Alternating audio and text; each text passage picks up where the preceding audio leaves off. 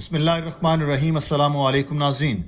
7 مارچ 1971 کو ڈھاکہ کا race course ground لوگوں سے کھچا کھچ بھرا ہوا تھا۔ تقریباً 10 لاکھ افراد اپنے ہاتھوں میں بانس کی لاٹھیاں لیے یہاں موجود تھے۔ اس کا مقصد حملہ نہیں بلکہ یہ مزاحمت کا استعارہ تھا۔ مجمع کی طرف سے آزادی کے حق میں نعرے تھمنے کا نام نہیں لے رہے تھے، جبکہ اس دوران ایک فوجی ہیلی کاپٹر جائزہ لینے کے لیے اوپر فضا میں محو پرواز تھا۔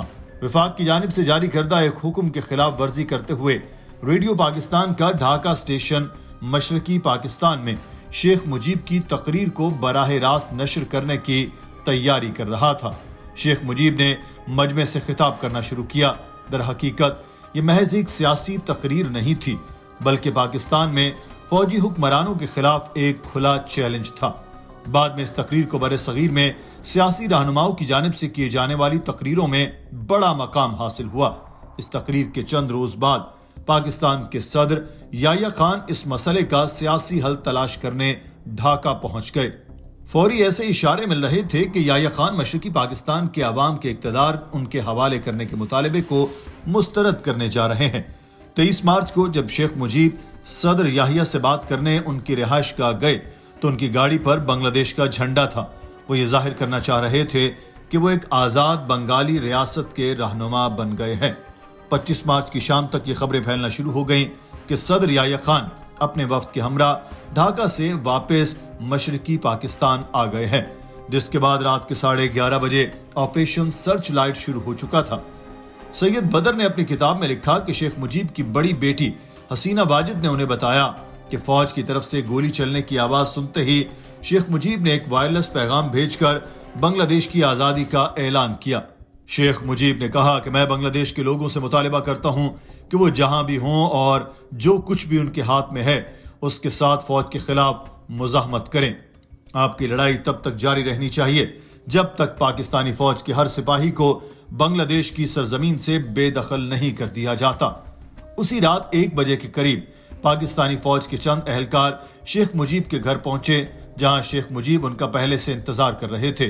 شیخ مجیب کے گھر کے گیٹ پر پہنچتے ہی فوجیوں نے گولیاں برسانا شروع کر دیں۔ ایک مقامی سیکیورٹی گارڈ جو دروازے پر تعینات تھا اس کو بھی گولی لگی اور وہ موقع پر جاں بحق ہو گیا۔ ایک فوجی افسر نے لاؤڈ سپیکر پر اعلان کیا کہ شیخ مجیب ہتھیار ڈال دیں۔ تھوڑی دیر بعد شیخ مجیب نیچے آ گئے، جہاں فوجیوں نے ان کو جیپ میں بٹھایا اور وہاں سے چلے گئے۔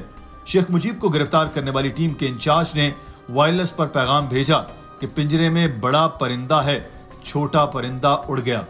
بدر الحسن لکھتے ہیں کہ شیخ مجیب کو 3 دن تک چھاونی کے کالج میں رکھا گیا اور سخت سیکیورٹی میں مغربی پاکستان لے جایا گیا۔ ان کو میاں والی جیل میں قید رکھا گیا۔ شیخ مجیب تقریباً 9 ماہ تک اسی جیل میں رہے۔ دسمبر 1971 میں ایک فوجی ٹریبونل نے ان کو موت کی سزا سنائی۔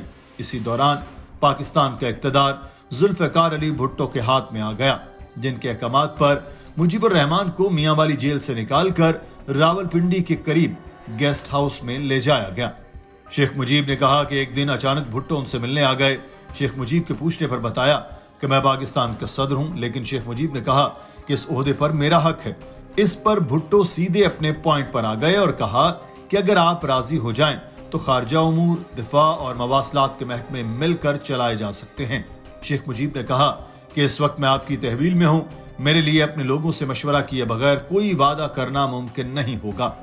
بنگلہ دیش کے سابق وزیر خارجہ ڈاکٹر کمال حسین شیخ مجیب کے ساتھ پاکستانی جیل میں تھے۔ انہوں نے بھی اس بات کی تصدیق کی۔ انہوں نے بتایا کہ بھٹو آخری دم تک شیخ مجیب پر پاکستان کے ساتھ کسی نہ کسی طرح کے تعلقات قائم رکھنے کے لیے دباؤ ڈالتے رہے۔ جس دن شیخ مجیب کو رہا کیا جانا تھا اور وہ لندن جانے والے تھے، بھٹو نے کہا کہ وہ ایک دن مزید قیام کریں کیونکہ اگلے دن ان کی اہم ملاقات کرانی ہے۔ شیخ مجیب نے کہا کہ انہیں بھٹو کی یہ تجویز قبول نہیں، کیونکہ وہ جانتے تھے کہ وہ ان پر دباؤ ڈالنا چاہتے ہیں اور انہیں گیسٹ ہاؤس سے دوبارہ جیل بھیجا جا سکتا ہے۔ 7 جنوری 1972 کی رات بھٹو خود مجیب اور کمال حسین کو چھوڑنے چکلالہ ایئرپورٹ گئے۔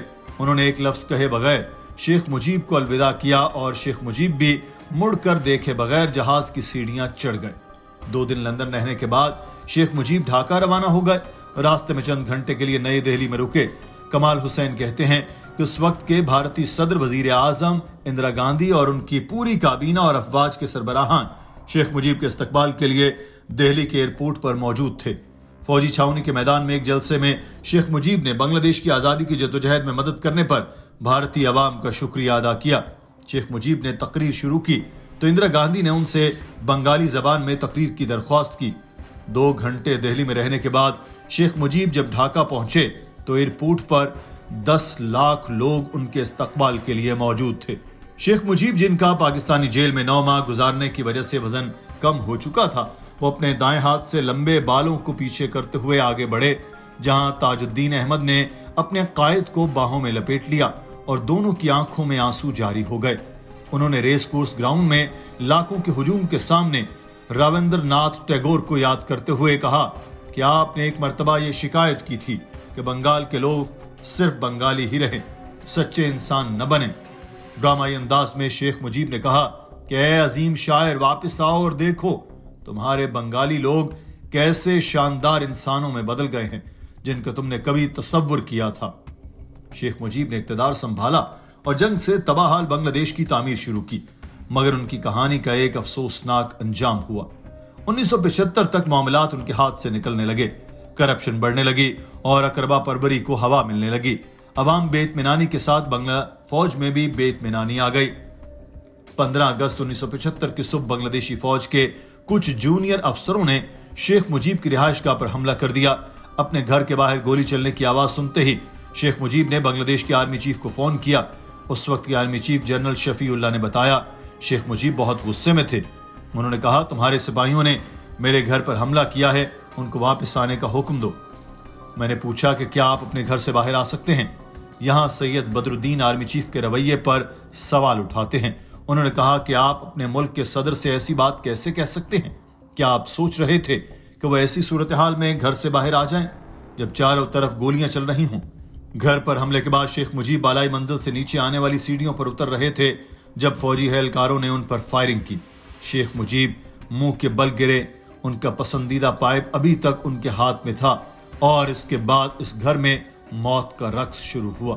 سب سے پہلے بیگم مجیب، پھر ان کے بیٹے شیخ جمال کو گولی ماری گئی۔ گھر میں موجود ان کی بہوؤں کو نہ بخشا گیا اور ان کے سب سے چھوٹے بیٹے 10 سالہ رسل کو بھی مار دیا گیا۔ اس پورے گھرانے کی صرف 2 بیٹیاں ہی زندہ رہیں کیونکہ اس وقت وہ گھر میں نہیں بلکہ جرمنی میں تھیں۔ صحافی سبھاش چکرورتی کا بتانا ہے کہ بنگلہ دیش میں بھارت کے ہائی کمشنر نے انہیں بتایا کہ اس دن اصل میں شیخ مجیب کے گھر میں کیا ہوا تھا۔ انہوں نے کہا کہ جب یہ لوگ شیخ مجیب کے گھر داخل ہوئے تو وہ کمرے سے باہر نکل آئے۔ ان کو لگا کہ وہ غلطی سے ان کے گھر میں داخل ہو گئے ہیں۔ انہیں اندازہ نہیں تھا کہ وہ انہیں مارنے آئے ہیں۔ انہیں اور ان کے اہل خانہ کو بے رحمی سے مارا گیا اور اس کے بعد ان کی لاشیں ایک فوجی ٹرک میں ڈال دی گئیں۔ 16 اگست کی صبح فوجیوں نے تمام لاشیں اکٹھی کی اور شیخ مجیب کے علاوہ باقی سب اہل خانہ کو بنانی قبرستان میں بڑے گڑھے میں دفن کر دیا۔ شیخ مجیب کی میت کو ہیلی کاپٹر کے ذریعے ان کے گاؤں پہنچایا گیا۔ فوجیوں نے اس موقع پر ان کے گاؤں کو گھیرے میں لیے رکھا تاکہ لوگ ان کی نماز جنازہ میں شریک نہ ہو سکیں۔ فوجیوں کا اصرار تھا کہ شیخ مجیب کی میت کو جلد سے جلد دفن کیا جائے، مگر گاؤں کے ایک مولانا اس بات پر بضد تھے کہ میت کو غسل دیے بغیر دفن نہیں کیا جا سکتا۔